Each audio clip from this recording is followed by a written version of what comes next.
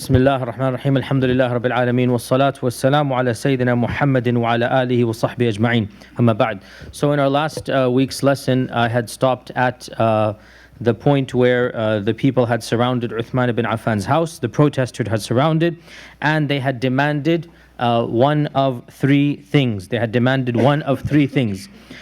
said that number one, you either resign and you hand over the position. To whom they did not say. Number two, that you must willingly give yourself up so that qisas be done on you because you attempted murder. Okay, so what was the murder charge? Remember what was the murder charge? The letter that you wanted to kill all of us, and this is in dhulm. So you give yourself up, and the Islamic Sharia is then basically applied, and you have qisas. Or number three, they said that you leave it up to us and we will fight you even unto death. So Uthman ibn Affan refused to do any of these things. He did not want to surrender, and he did not, obviously, he didn't deserve the death penalty, as he himself said multiple times. Why would they, on what basis are they going to kill me? And as I said, that this 30 to 40 days that he was surrounded by the siege, the fact of the matter is we only have reports here and there. We have to piece it together what exactly happened. And during this time, a number of reports tell us that a number of negotiations took place between Uthman and the people around him. And for example, sometime during this siege, perhaps at the beginning, one of the people entered in and demanded from Uthman that he hand himself over to basically be executed. And Uthman said, on what basis are you fighting me? And this young man said, Allah says in the Quran, أُذِنَ لِلَّذِينَ يُقَاتَلُونَ بِأَنَّهُمْ ظُلِمُوا وَإِنَّ اللَّهَ عَلَى نَصْرِهِمْ لَقَدِيرٌ. Permission has been given to those who have been wronged that they fight, and Allah is indeed capable of helping them. And you have wronged us, and so we are fighting you. أُذِنَ لِلَّذِينَ يُقَاتَلُونَ بِأَنَّهُمْ ظُلِمُوا. Right? So because dhulm has been done to us, we are now allowed to fight you. So he used this ayah of the Quran as an evidence. And Uthman said, I know exactly when that ayah came and to whom it was revealed. This ayah came because the Quraysh were persecuting us, and Allah gave us permission to wage jihad against them. And this is the first verse in Surah Al-Baqarah, the first verse that Allah Azza wa Jal allowed jihad. And this is the characteristic of the Khawarij from the very beginning. They take a verse that is meant for the believers, the Sahaba, and they apply it in an incorrect interpretation. And this is, to this day, this radical strands and these jihadist militant groups, to this day, they take these verses out of context. And again, the irony, this they say it was a shab, a young man. This young man has never met the Prophet, has never heard the Quran recited directly from him, and he assumes that he knows the Quran better than Uthman ibn Affan. And during these 30 to 40 days, Uthman ibn Affan multiple times mentioned some of his blessings, and honestly you cannot help but feel sadness and pity that Uthman had to negotiate with these protesters by reminding them of his own blessings. And again, we don't know exactly when each of these incidents occurs, but we know that during this month, multiple times he addressed the people around his house. At times he mentioned the famous hadith of the Prophet ﷺ climbing Uhud with Abu Bakr, Umar and Uthman. And he reminded them that I was there, and the Prophet ﷺ said this. At times he reminded them of the Prophet ﷺ telling him after he financed the Battle of Tabuk, that Wallahi ma darra Uthman ma fa'ala ba'da al-yawm, that you are criticizing me for all of these points, but do you know that the Prophet ﷺ said in the Battle of Tabuk that doesn't matter what I do, it's not going to be worthy of criticism. Who are you to criticize when the Prophet ﷺ has basically given me that open check that no matter what Uthman does, it will not harm him? How can you be now qualified to criticize after this? And it is even said that he reported, go ask so and so and so and so, they were there at the time. And these were Sahaba that were there when the Prophet ﷺ said this. Go and ask them that the Prophet ﷺ said this. As well, he told them that when the time came, so as I had mentioned, that initially the protesters surrounded the house. We don't know exactly when. In the beginning, it was just protesting so that he could leave and he could come out. Eventually, they stopped him from leaving, but visitors would come in. Eventually they stopped the visitors from coming in. And then eventually they even stopped food and water from being delivered to his house, right? And again, we don't have a timeline. There's no way, there's no detailed timeline. And perhaps there were times where even food and water was not allowed, then some was allowed to come in. So perhaps it was back and forth. But we know that there were times where there was no permission given for Uthman to go to the masjid. During that time, he addressed them while they were in the masjid from his house. And this demonstrates that his house was within hearing distance of the masjid. Maybe 20 feet, 30 feet, maybe even 40 feet, but with a loud voice you could hear. And he tells them that the very place that you are praying inside the Masjid al-Nabi sallallahu alaihi wasallam, I was the one who purchased it. And the Prophet ﷺ said, who shall purchase it and he shall have Jannah. Remember we talked about the blessings of Uthman. And one of the blessings, one of the last things that he did in the life of the Prophet ﷺ was that he expanded the Masjid of the Prophet ﷺ towards the eastern, towards the north, south, eastern side of the Rawdah. So he purchased that, the back part of the Rawdah, and he purchased it. And that was the area of the masjid that was closest to his house anyway. And the people were praying there, and he called out to them that, do you not know that that very place that you're not allowing me to pray, I cannot pray, I was the one who purchased it. And the Prophet ﷺ said, who shall purchase this? He shall get Jannah. So again, we have these snippets here. I cannot make the whole story, unfortunately, for you, but we have these snippets. And another very sad snippet that we have is that when they prevented water from being delivered to his house, he said, how can you deprive me of water when I was the one who gave the Muslims water and I purchased Bi'r Ruma for them? How can you, what right do you have to deprive water from me when I was the one who purchased Bi'r Ruma for them? So all of these snippets throughout these 30, 40 days, unfortunately he is having to remind these ruffians, these riffraff, of the status that the Prophet ﷺ said that he had. And according to Ibn Sa'd, the famous historian, at one point he told them, he predicted that, O people, do not kill me. For by Allah, I am a brother and a leader. I'm a Muslim and I'm also an appointed leader. And I only want what is best. In uridu illa al-islah mastata'. This is an ayah of the Quran. And it is upon the tongue of the Prophet Salih alayhi salam that he says, In uridu illa al-islah mastata'. I only want to do what is best as much as I can. And Shu'aib alayhi salam, and also isn't it Hud? Two of them have the same thing. And Uthman says, I only want what is best. Don't criticize me. Whether I am right or wrong, I only want what is good, meaning my niyyah is good. Even if you disagree with my policies, I only want what is good for the ummah. وَلَئِنْ قَتَلْتُمُونِي. But if you kill me, then you shall never be a jama'ah together again. Nor shall you fight behind one flag again. Nor shall you ever divide the ghanima together again. Meaning, my death will be the end of the unity of the ummah. So he predicted this for the people around him. And he said that, I beg you not to kill me, not for my sake, for the sake of the ummah. That your killing of me shall lead to the beginning of the end for the ummah. And Al-Hasan al-Basri, was a teenager who was in Medina at the time. Al-Hasan al-Basri is a live witness to what is going on. Meaning he's in Medina, but he's probably 15, 17 years old. He's just a young teenager. And so he's come from Basra and he is in Medina and he is seeing firsthand. Of course, he's too young to even do anything on either side. He's just a young child, young man at the time. But he is an eyewitness, Hasan al-Basri. He's an eyewitness. You've all heard of Hasan al-Basri, the famous tabi'i, perhaps the most famous tabi'i of ever. And he died 110 hijrah. This is now 35 hijrah, right? So he is a very young man and he is in Medina at the time when all of this is happening. And Hasan al-Basri remarks, more than 50 years, 60 years later, he says, Sadaqa Uthman. Uthman spoke the truth. For wallahi, even though we prayed together after him, our hearts were never united after that. So Uthman radiallahu anhu predicted that his death would be the beginning of the end of the ummah, and that is exactly what happened. When the siege began, Uthman ibn Affan, as we said, he was allowed to leave, and visitors were allowed to come to his house.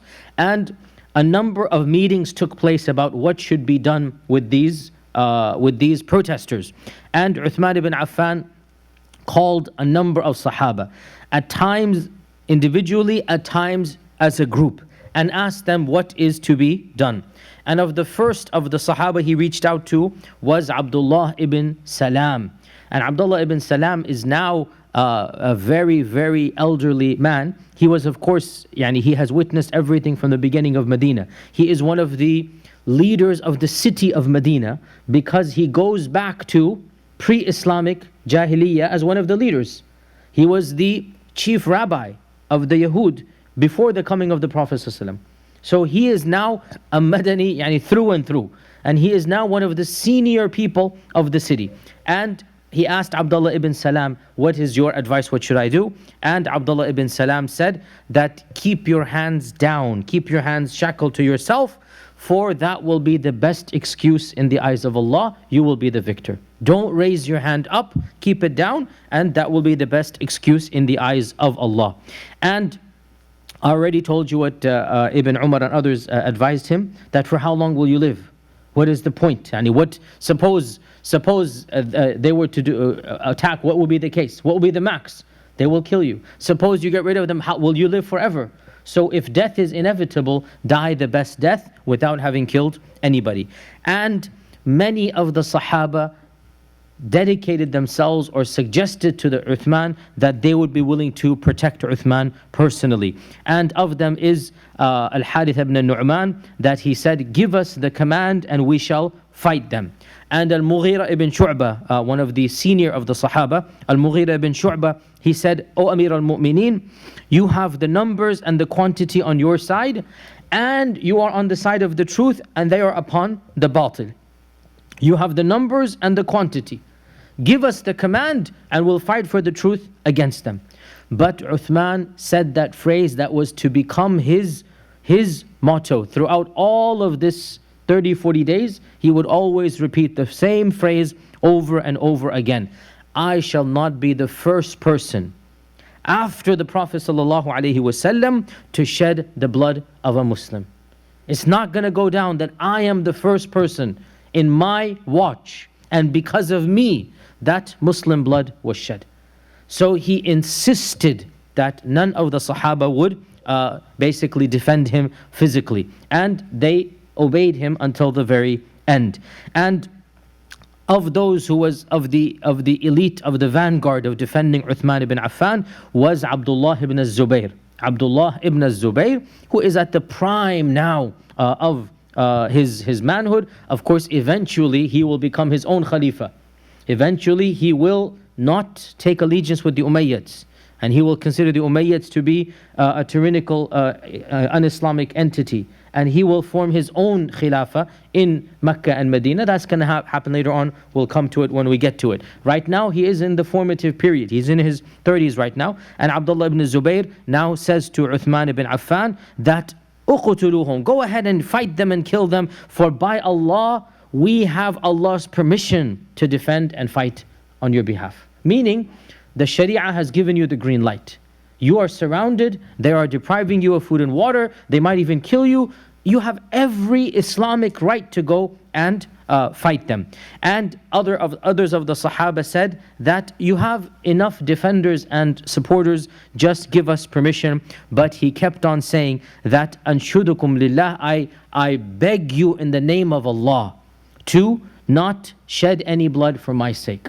So that was the mantra, that was the standard slogan of Uthman ibn Affan: no blood will be spilt because of me. I will not give the command to kill any person. There was also an idea, some say Usama ibn Zayd was the one who suggested it, and perhaps other Sahaba as well. There was also an idea that he be secretly smuggled out and he flee to Mecca.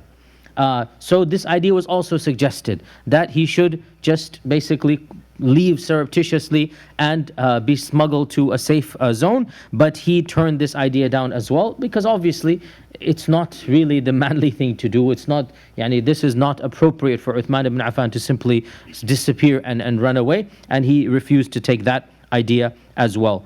And during this time when the affairs of the Ummah now are stopped, he appointed Abdullah ibn Zubayr to take charge of the affairs of the Ummah while he is now under siege, so that the Ummah, whatever needs to be done outside is still being done. So Abdullah ibn Zubayr becomes the temporary in charge of the other affairs. And he also delegated Ibn Abbas to lead the Hajj, because this is Dhul Hijjah of 35 Hijrah. And he's not able to go for Hajj, and the senior Sahaba are stuck. But there's still going to be pilgrims coming from other lands. Somebody has to take charge of the Hajj. So he appoints Ibn Abbas to take charge of the Hajj. And this shows to the very end that he is delegating responsibilities, that he is taking care of what he's supposed to take care of. Despite the fact that he is almost going to die, despite the fact that he's threatened, he is in charge of responsibilities, and he delegates others to take charge of those responsibilities. And at this stage, we can tell from his statements that he still felt there was hope, that he felt that they could be negotiated with, and that when they did threaten him, that he initially was shocked at the level of anger and the level of threats taking place. And as already mentioned, the first time the threats came, perhaps the first week of the protest, that Uthman radiallahu anh came back and his face was pale, the blood had drained from his face, and he said to his family, "Haddaduni," they threatened to kill me by Allah, but for what crime can they possibly kill me? Which means what? That he wasn't expecting the anger and the mob mentality to get to that level. But this is now already taking place, so what's going to happen towards the end? And a time came when visitors, and especially prominent visitors, could not visit him. So we learn from Ibn Sa'd's Tarikh, Tabaqat. Ibn Sa'd has a famous book called Tabaqat. It's one of the earliest books of history, and it's of the biographies of the Sahaba and whatnot. We learn that he asked for Ali ibn Abi Talib to come, specifically Ali ibn Abi Talib to come. And Ali went with some of his family members. We don't know who of his family members at this time, and realized that Ali had more sons and daughters, because now Fatima has passed away more than 20 something years ago, and he has married after the death of Fatima. When did Fatima die? 6 months after the Prophet ﷺ.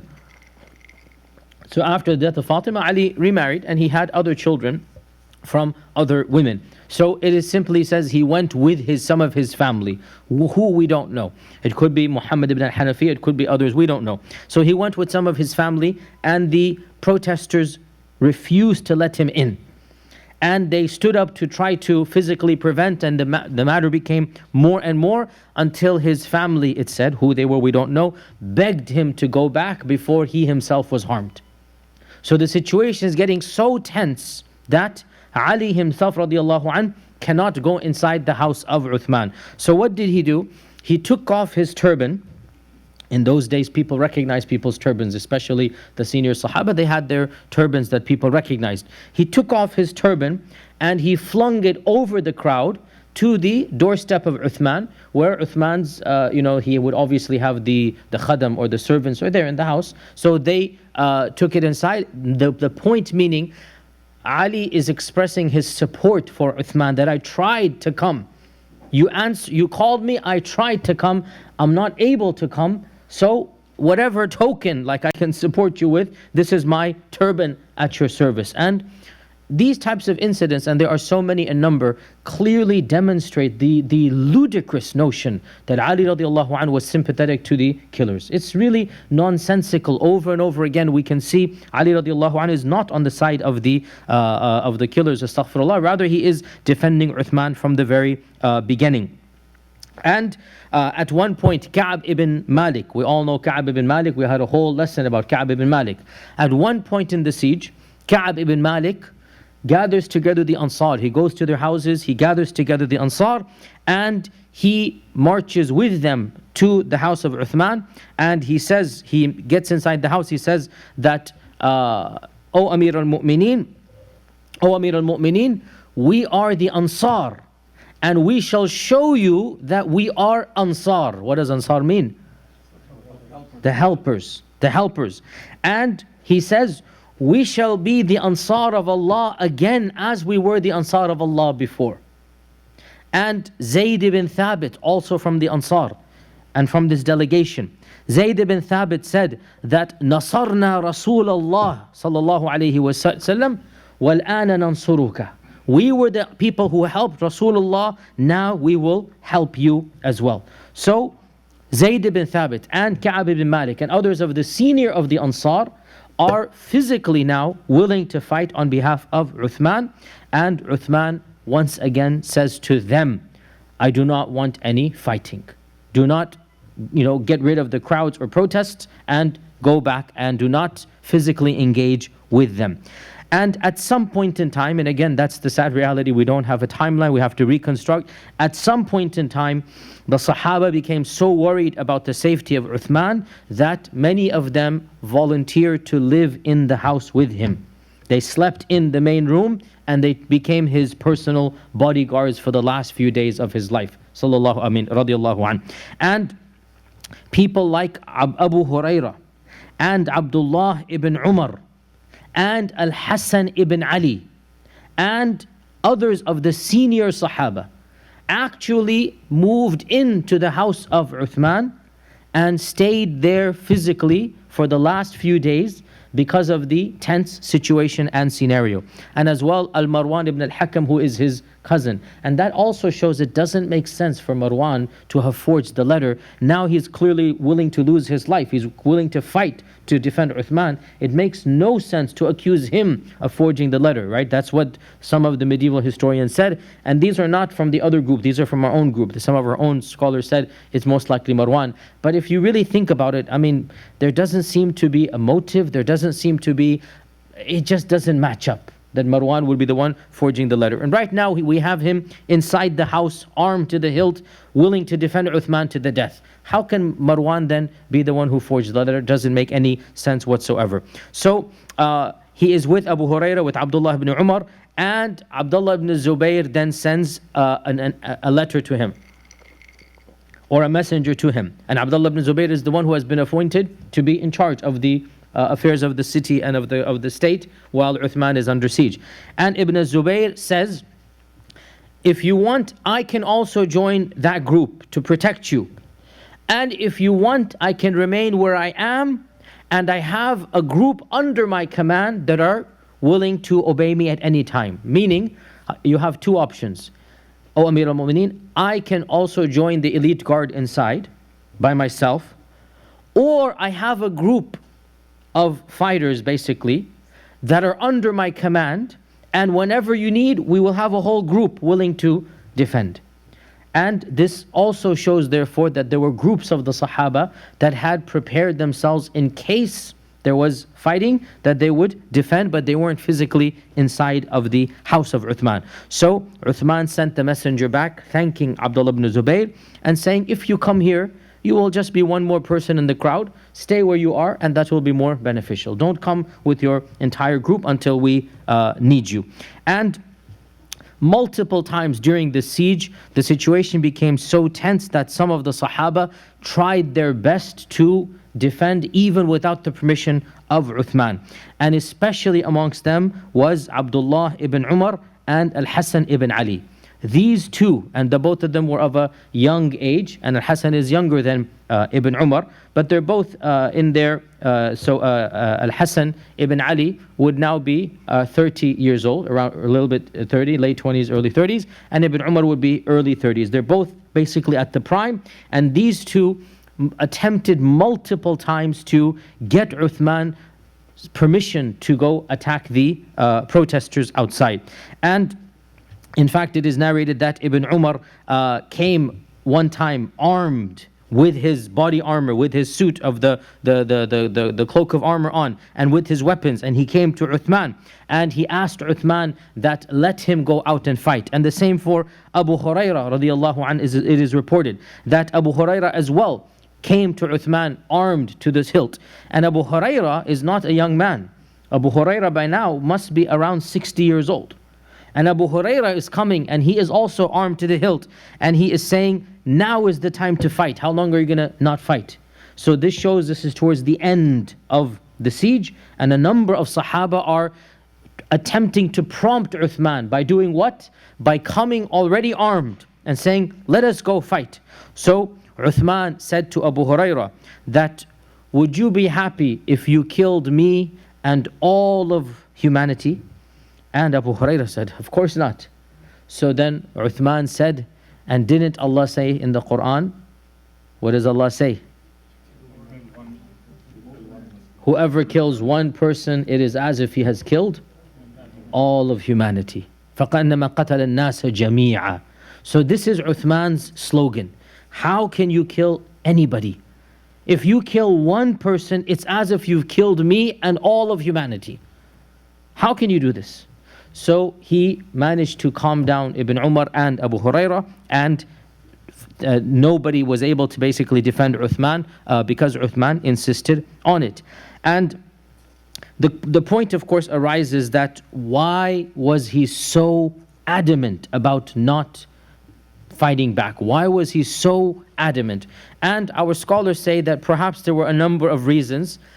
First and foremost was the knowledge that the Prophet himself had directly given him, that he is going to die a shaheed, and that he will be suffering certain problems at the hands of zalim people. Remember, there was a hadith we quoted at the beginning when we talked about Uthman ibn Affan. We mentioned that the Prophet ﷺ said that you're going to be tested, there's going to be balwa tusibuhu, there's going to be issues taking place. Also, because the Prophet ﷺ explicitly told him, Allah will give you a shirt and others will try to snatch it away. When they try to snatch it away, do not give them that shirt. And Uthman understood clearly that now this is what's happening. And as well, because, and this was his main point that he verbalized, he did not want to be the one who began to shed the blood of the Ummah. He did not want to go down in history, in legacy, meet Allah on the Day of Judgment, to be the first Muslim who commanded the shedding of another Muslim's blood. We realize this never happened Abu Bakr Umar's time, and throughout Uthman's time there has never been a battle between the Muslims. And it is unheard of at this point in time. Unfortunately, we all have heard of it all the time. We still see multiple Muslim nations fighting other Muslim nations. And in fact, throughout all of our lives, this has always been happening. And it will always happen. It's one of the realities of the qatl of Uthman. We are still suffering from the consequences of Uthman's massacre to this day. Because that's what the predictions are. When this door is broken, it will never be shut again. When this door is broken, it will never be shut again. So, the reason why Uthman refused to undertake any course of action was because he realized this was the only way. Even if it meant his death, there's nothing else to be done. And as well, there's a beautiful hadith in Musnad Imam Ahmad that demonstrates how difficult this time was. That our Prophet ﷺ predicted or said, there are 3 trials. Whoever has been saved from these 3 trials has been saved from everything. What are the worst 3 trials that mankind or the Muslim Ummah will face? The worst 3. Well, number 1 is, before the Dajjal, is the death of the Prophet ﷺ. That's one of the worst trials. And was it not one of the worst? What happened to the Muslim Ummah? More than half of the tribes broke away, became murtad again. Because that was there. Even the Sahaba went through a phase of difficulty. This was one of the worst trials. Dajjal is another one. And then the third one, the Prophet ﷺ said, and the killing of a Khalifa. The killing of a Khalifa who is patient and clinging to the truth. So one of the biggest fitnas the Ummah will undergo is the killing of an innocent Khalifa, even as this Khalifa sticks to the truth, clinging to the truth. And this is understood. There was no other Khalifa in our history that was as pious as Uthman and who was massacred, who was assassinated in that manner. Right? That he is literally clinging to the truth as others are attempting to fight him. Of course, many were the Khulafaa who were killed and died later on. How can you compare that to Uthman? And Uthman was a blatant assassination. It was not like one person. It was a mob assassination which did not occur to Ali or to Umar ibn al-Khattab radiallahu anhum ajma'in. So the reason Uthman did not do anything was because that was the only course of option, is not to fight them. And it appears as well that there were some physical altercations between the Sahaba and between the protesters, but none of them resulted in the death of anybody. But blood was spilled. People were wounded, but nobody actually died. We know from one report that at some stage, and we don't know any details of why or whatnot, at some stage, 3 or 4 of the Sahaba were severely wounded. And of them was Marwan ibn al-Hakam, the cousin, and Abdullah ibn Zubayr, and Al-Hasan ibn Ali, the son of Ali ibn Abi Talib, Al-Hasan. In fact, Al-Hasan was wounded so severely that he had to be carried out on a stretcher, bleeding. So some type of altercation takes place. Most likely this is now in the last week, where they might have attempted to storm, or they might have done something, and some of the Sahaba might had to have defended, and then some type of fight broke out. The fight did not result in anybody's death, but the blood was spilled. And finally, things are going to come to an end, and that ending is that Uthman ibn Affan will now resign his fate. And how did this resigning of the fate come about? The night before his death, it is authentically reported in mutawatir narrations, literally out of all of the fitna, all of the reports of the killing of Uthman, this one incident is the one that is reported in literally at least 20 different books. So many different chains. That the night before Uthman's assassination, he saw the Prophet ﷺ in a dream. This was the last night of his life. He saw the Prophet ﷺ in a dream, and with him were Abu Bakr and Umar, waiting for him. They were all dressed and waiting for him. Good clothing and the Jannah clothing, and waiting for him. And the Prophet ﷺ said to Uthman ibn Affan, "O Uthman, break your fast with us. Aftir indana. Break your fast with us." So Uthman woke up, and the first thing he did, he ate suhoor. Because he realized, this is it now. This is it. This is going to be my day. And he fasted on that day, and he told his wife, and his wife's name was Naila. And Naila, by the way, was a Christian who had converted to Islam. Aisha had given her da'wah and she had converted to Islam, and she is the last of the wives of Uthman.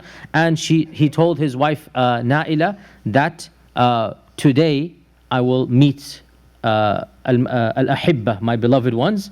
Today I will meet the Prophet ﷺ and Abu Bakr and Umar. And of course, I mean, his wife said, no, don't speak like this. I mean, that's standard love. That's what happens when that's not going to happen. But Uthman had said to his wife, this is it now. This is what's going to happen.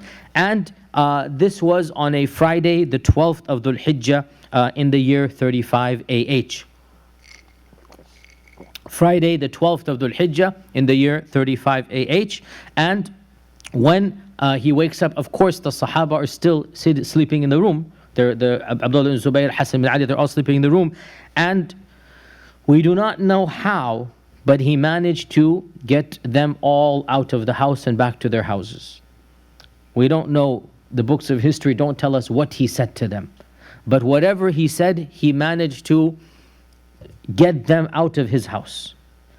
And Allah knows best, but I mean, maybe he used the excuse of Jumu'ah. That look, today is Jumu'ah, they're not going to do anything. You go pray and then come back. Allah knows best. I mean, we don't know the details.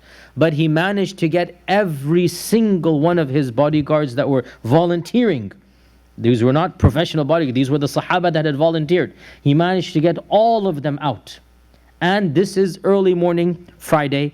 And now he resigned himself to his fate, and he accepted the inevitable, and he realized that his death was going to come, because it's been around 30 to 40 days now, and the situation has gone from bad to worse to really unbelievable.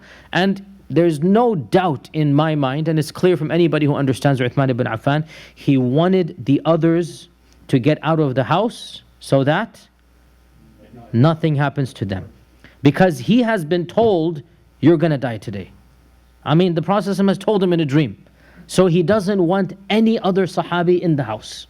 He doesn't want anybody to die other than himself, which is exactly what happened. Not a single person died on that day other than Uthman. and he insisted to get rid of all of the Sahaba.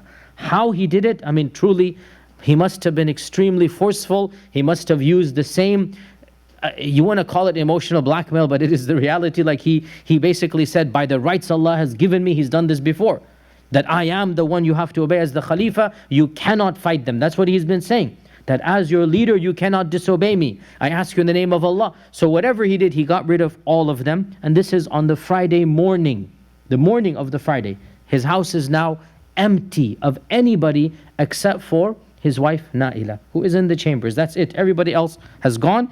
And he actually opens up the door after everybody has gone. And they've seen all of the Sahaba leave. He opens up the door and he sits down and opens up the Mus'haf, resigning himself to death. Because now he knows this is what's going to happen now. And he begins to recite, and the books of history mention again a few anecdotes, a few incidents, even of the very end. Unfortunately, we don't have a timeline who amongst that crowd is going to report, the details. All that we know is that it was only a matter of time before the people outside realized that the house is completely empty, that the Sahaba have left, and this is the time now to act. They've been outside 30, 40 days. The mob mentality has taken them over, and small groups began to come in until everybody now is inside of his room, and they began to manhandle him, they began to mock him, they shout him, they surround him, they hold on to his beard, which was something that they did as a matter of disrespect, to hold on to somebody and to mock him and whatnot. And finally it is said the first person to physically hit him was a person by the name of Ruman al-Yamani. He raised a long stick and basically put it down on Uthman ibn Affan, and that opened up the door for the others to basically come and literally, subhanAllah, I mean, Uthman at the time is 82 years old. He's not wearing anything other than the shirt, no armor, he has no weapons on him. I mean, what type of mentality must you be to surround an 82-year-old man who is one of the greatest of the Sahaba? I mean, wallahi, you just try to visualize, and you cannot even see what type of people this must be to do this. And they are mocking and whatnot. And finally, it is said that one of them raised up a sword and he lowered it on Uthman. And this is human fitrah. I mean, even to the end, you're not going to commit suicide by letting them kill you. He puts his hand up to the very end, because this is Islam. Unlike what the suicide bombers do, you don't just sit there even as you know you're going to die. Still, you put up a fight back. He put his hand up, and that's when his hand got cut off. And this is the famous story that is reported in many early books, that the blood spurted onto the Mus'haf. This is the famous story, it's true. It spurted onto the Mus'haf, and it came onto the verse, فَسَيَكْفِيكَهُمُ اللَّهُ, that Allah will take care of them for you. Allah is enough for you. He will deal with them. فَسَيَكْفِيكَهُمُ اللَّهُ. That's that famous incident that took place where the blood of Uthman came upon the Mus'haf. And it is said that even as he saw his hand cut off, he said, woe to you, that was the first hand that wrote the Quran down. Meaning the first scribe of the Prophet ﷺ. The first scribe, because in Mecca, who could read and write? In Mecca, you had barely 5 people who could read and write. And Uthman was one of the first to write down the Quran. And with that hand now, he has now been basically, his hand has been cut off. And of course, the famous story as well took place here that Naila, his wife, was screaming from behind, and she attempted to protect Uthman as well. And as she stuck her hand out to stop the blow, so her entire hand as well, but this is another blow, cuts her hand off. So she was without her 5 digits for the rest of her life, because it was cut off completely by one of the blows. And multiple blows are coming until it is said that the final blow that came to the head of Uthman, or the neck of Uthman, was from Jibla, was his name, Jibla, which was the name given in the books. And he was a large, dark man from Egypt who finished the dastardly deed. And this was the basically the death of Uthman ibn Affan radiyallahu an. Now, we have to pause and go into a very difficult tangent here, a very awkward tangent. And again, it's better you hear it from me than from other people. This has always been my philosophy, not to sugarcoat and not to hide anything, but to rather explain it if possible, or tell you the truth, or say it's not authentic, whatever it is, but it's rather better that you hear it from me than from other people. One of the most difficult things for us to understand is that some of the people who were amongst the critics of Uthman seem to have been from noble families. And perhaps the most noble-blooded critic was Muhammad ibn Abi Bakr. This is a very problematic issue. And again, perhaps in a previous generation, in another time and place, it would have been nice to simply overlook this and move on. But the world that we live in, you cannot keep secrets anymore. And if you don't hear it from me, you're going to hear it from other people, and their interpretations are going to be much more sinister than the truth. So it's better that this is heard from me. Now, who is Muhammad ibn Abi Bakr? And out of all of the people in the crowd, Muhammad ibn Abi Bakr is the one that has the highest lineage. The majority of them have nothing to do with the Sahaba. The majority of them are the riffraff and the ruffians from the various places. Apparently, one of them was Muhammad ibn Abi Bakr. And Muhammad ibn Abi Bakr, there are even allegations. Some books say that he was of those who participated in the actual killing, but we will say that's not true. We'll say that's not true, and we'll explain why. Who is Muhammad ibn Abi Bakr? Muhammad ibn Abi Bakr is the youngest son of Abu Bakr as-Siddiq, and his mother is Asma binti Umays, and he was born in Hajjatul Wada', during the Hajjatul Wada'. And he was simply too young to see the Prophet sallallahu alaihi wasallam. So technically he's not a Sahabi. Technically he's not a Sahabi. He could not have seen the Prophet sallallahu alaihi wasallam as a young boy. It's because Hajjatul Wada', think about it. And as I said, there is a category of people, we give them some respect overall, but we don't call them Sahaba. And these are those who were born to the Sahaba, and they would have seen the Prophet ﷺ, or the Prophet would have seen them. So Marwan is a much higher level of this category, because Marwan would have seen the Prophet ﷺ as a 6-7-year-old boy. But Muhammad ibn Abi Bakr would not have seen him. So he is not a Sahabi. And that's very important to make sure that people understand. He is not a Sahabi. Because how could he be when he's literally less than a year old when the Prophet ﷺ passes away? Okay? As well, another twist in the tale, remember Asma. Who is Asma? Asma binti Umays. She is Ja'far's wife, and then she is Abu Bakr's wife, then Ali's wife. And you're forgetting one more, but anyway, these are the three main ones. Ja'far, and then Ali, and then Abu Bakr. She married one after the other, Asma binti Umays. And she has children from all of them, by the way. So, she had married Abu Bakr, so Muhammad is born to her. After Abu Bakr, she marries Ali. So, Muhammad ibn Abi Bakr is raised in the house of Ali ibn Abi Talib. And by the way, pause here. This is enough to indicate the lie that there was a tension between Ali and Abu Bakr, because he's raising the son of Abu Bakr. And Muhammad ibn Abi Bakr, his loyalty was to Ali throughout his life. So much so that in the battle of the camel, he was on the side of Ali and his sister was on the other side. Because his sister was on the other side, right? So because he's been raised in the house of Ali, and he views Ali as the father figure in his life because he's been raised in the house of Ali ibn Abi Talib. So some books, and especially the books that are non-Sunni, but even, and I want to be frank here, sometimes even some of our sources, they mention that Muhammad ibn Abi Bakr was of those who had participated in the killing of Uthman. And it is also reported that he suffered a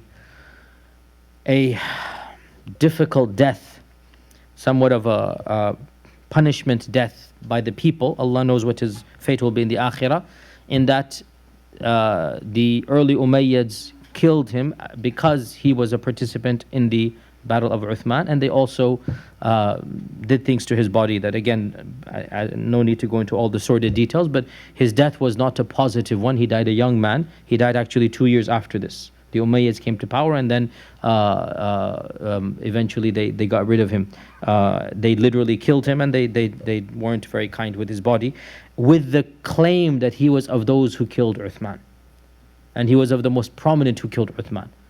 Now, there is this version of events, but the more stronger version, in fact the strongest version, which we have authentic reports about, and this is the standard interpretation of Ibn Kathir and even Ibn Sa'd before him, and this is the mainstream Sunni interpretation, which doesn't exonerate him, but it makes him much better than of the killers, was that Muhammad ibn Abi Bakr was of those who entered the room on that day, but he did not actually participate in the killing.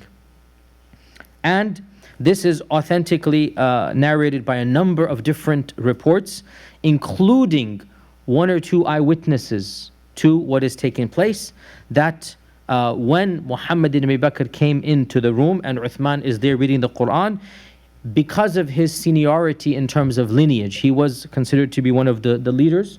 So he was of those who approached Uthman ibn Affan, and he was of those who held on to his beard. This is Muhammad ibn Abi Bakr.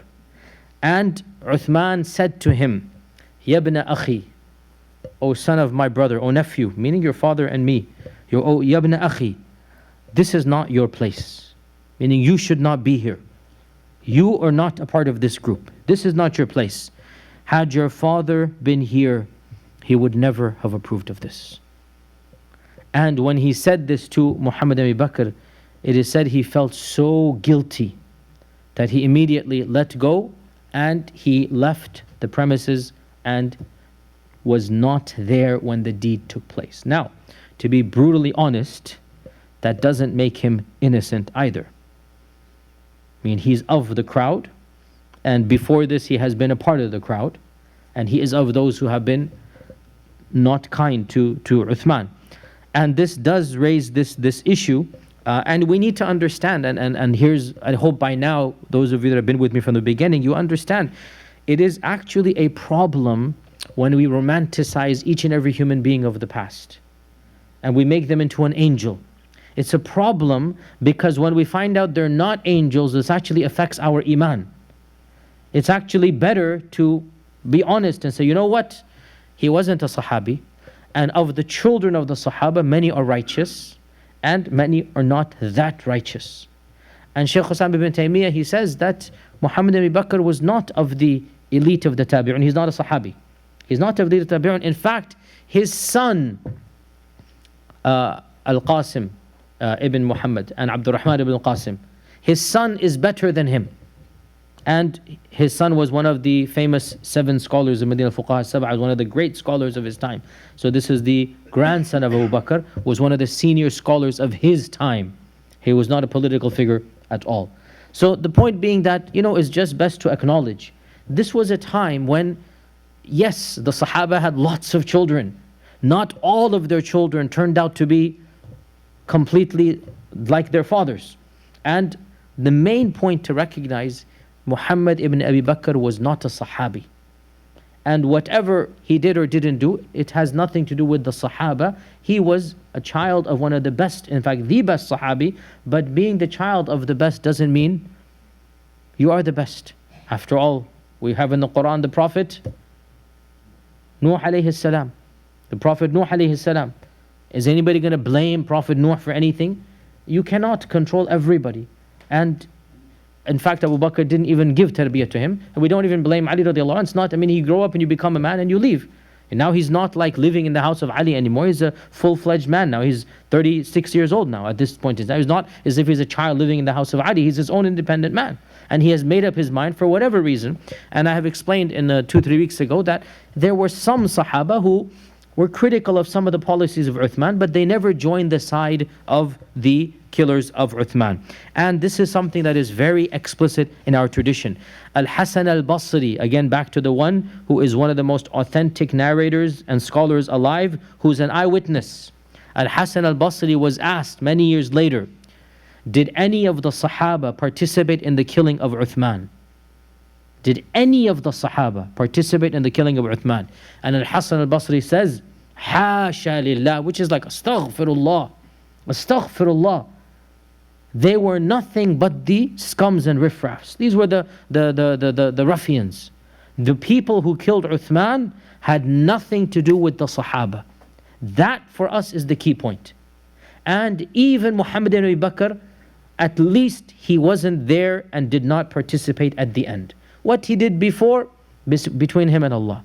But he was not there in the end, and he walked away from the room in embarrassment and shame and did not participate in the actual killing of Uthman ibn Affan. So Uthman ibn Affan was murdered on the 12th of Dhul Hijjah in the 35th year of the Hijrah, and immediately after his death the crowd fled helter-skelter, dispersed, and this would become the biggest thorn in Ali's Khilafah. What to do with the qatala of Uthman? Because how many are they? In the hundreds or maybe thousands. And not meaning the people in the room, but basically the people that were surrounding, the protesters. And how many tribes have they loyalties with? That's basically almost 1/3 of the Ummah, if you look at the people's tribes.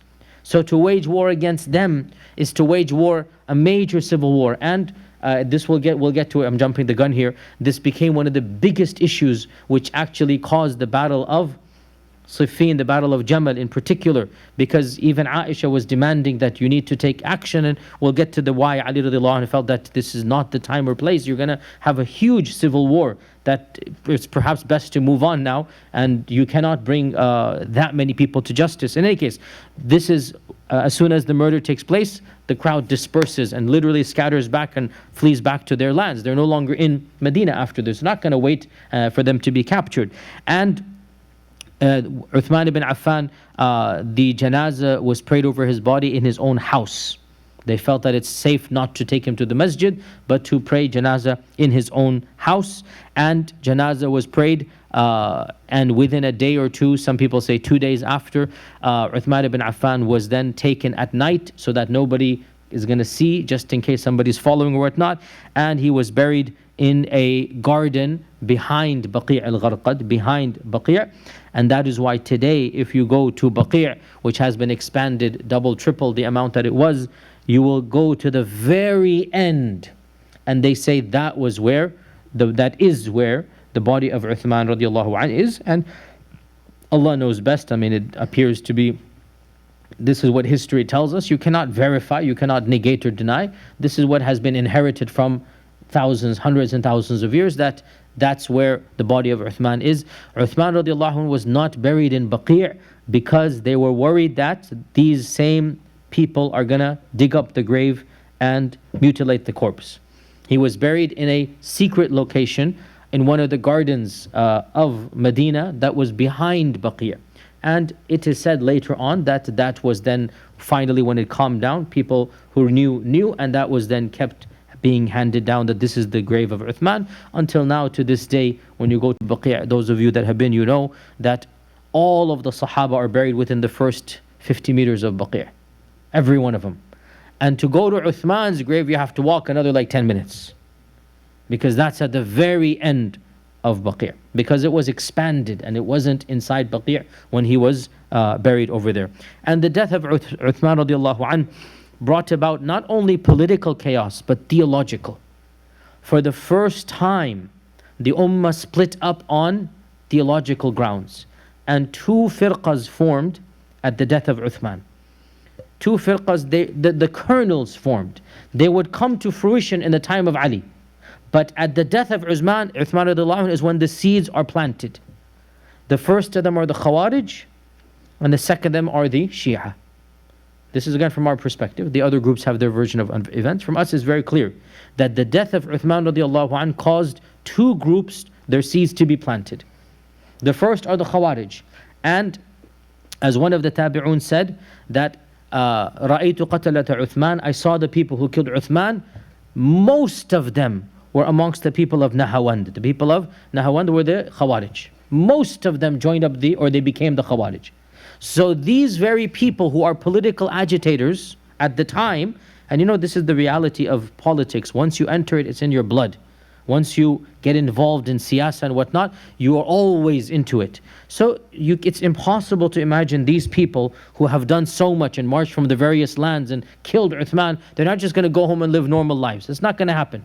These were the same people who then eventually broke away from Muawiyah and Ali radiallahu anhum and fought the both of them and formed a new firqa. And we already said 2 weeks ago, many of the signs of the Khawarij, we find them in the qatl of Uthman. Their assumption they know the Quran better. They quote the Quran against the Muslims where it was revealed for the Quraysh of Mecca. These are standard practices of the Khawarij and of radical terror, whatever groups to this day. And this is the reality that we see over here. So this is the first group. And the second group is, of course, the exact opposite. And they are those who view Ali radiallahu anh as being greater than he actually is, as being divinely appointed by Allah subhanahu wa ta'ala, as being infallible, etc., etc., etc. So these two groups were formed at the death of Uthman. And from our perspective, to summarize, and I have to do some more points before we conclude, from our perspective, what is important to note is that none of the Sahaba approved of the death of Uthman, much less participated in his killing. This is non-negotiable for us. And we can clearly say without sugarcoating, this is the reality that we find throughout all of our textbooks. No problems whatsoever. Now, obviously, there is an alternative narrative in other groups' textbooks. Because history is also, depending on what version of theology you follow. And other history books written obviously after ours, Al-Mas'udi, for example, was written in 300 something, and we have Ibn Sa'd and others written in the 200s of the Hijrah. Our history books are the earliest, obviously, and understandably. Their history books go back to 300, 400, 500 Hijrah. We have history books predating in the second and the century of the Hijrah. Their history books mention somewhat bizarre events, and in fact, the reality is, without critiquing them, to an emotional level, but being as academic as possible, you actually find their history books seem to grow legends as time progresses. And they seem to find more and more information as time goes on. And of their version of events, they falsely accuse Aisha radiallahu anha of being of the instigators of Uthman's death. Now pause here. Do they love Aisha? No. So why do they bring this in? To show that there was major friction between the Sahaba. And because Aisha is now going to obviously become somebody that they don't like because of Ali radiallahu anh, and so they bring her in. But this is of course ludicrous, because less than 2 years later, Aisha will be the one demanding justice for the killers of Uthman. And she will go out and meet Ali radiallahu anh, as we know what's going to happen in the Battle of the Camel. So the claim that she was happy at the killing of Uthman is ludicrous. To say that she was the one who instigated does not make any sense whatsoever. So we say this is simply ridiculous. It's not found in our narratives. And of course, they also say that Ali himself radiallahu anh was, as far as I know, they do not say he was of those who killed Uthman. Even they would not be able to lie such a blatant lie. But they say that he was happy at the death of Uthman. That he wanted this because he wasn't basically an admirer of Uthman. But from our perspective, we have mutawatir reports, really beyond count.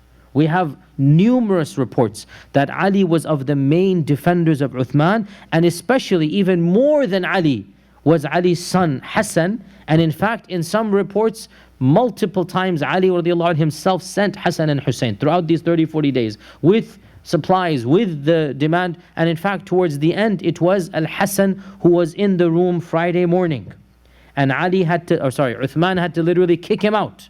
Al-Hassan ibn Ali was in the room Friday morning on the day of Ali ibn Abi Talib, Uthman ibn Affan's death, to show that what?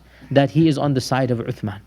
So this claim that Al-Hasan as well was Ali was happy at the death of Uthman, it makes no sense whatsoever. And out of all of the people who defended Uthman ibn Affan, three names come up again and again and again: Abdullah ibn Zubayr, and Ibn Umar, Abdullah ibn Umar, and Al-Hasan ibn Ali.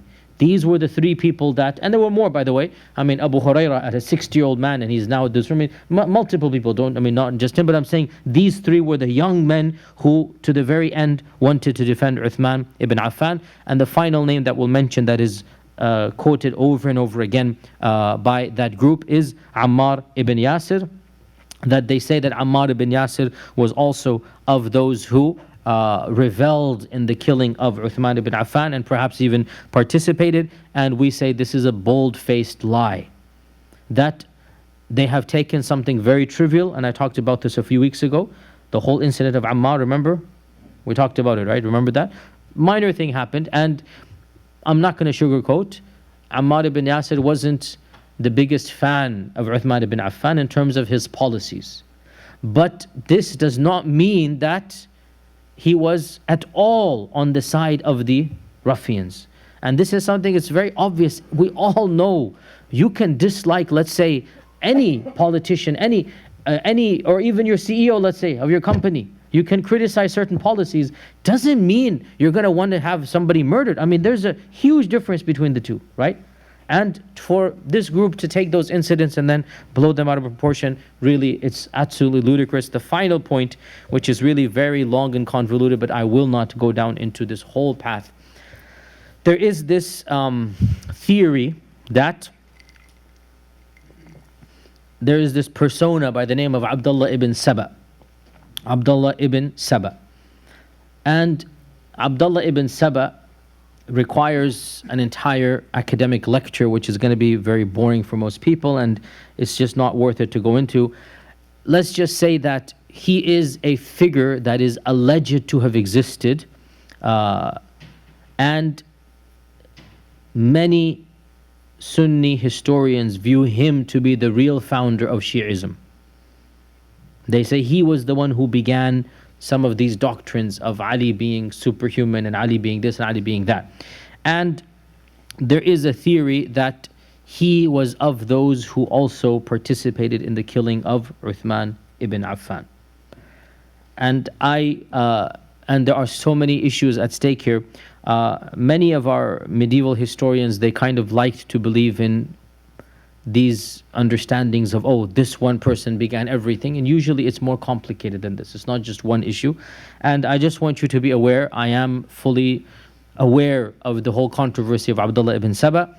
I'm only quoting him now so that somebody won't say, oh, you forgot to mention, so and so, and you didn't talk about him. I find it a bit skeptical personally that Ibn Saba participated in the killing of Uthman ibn Affan. And as for his existence and his role in the formation of Shi'ism, that is a whole different topic altogether. And it's not related to the killing of Uthman. That's a whole different topic. And even if he existed, Shi'ism developed from multiple sources, not just one source.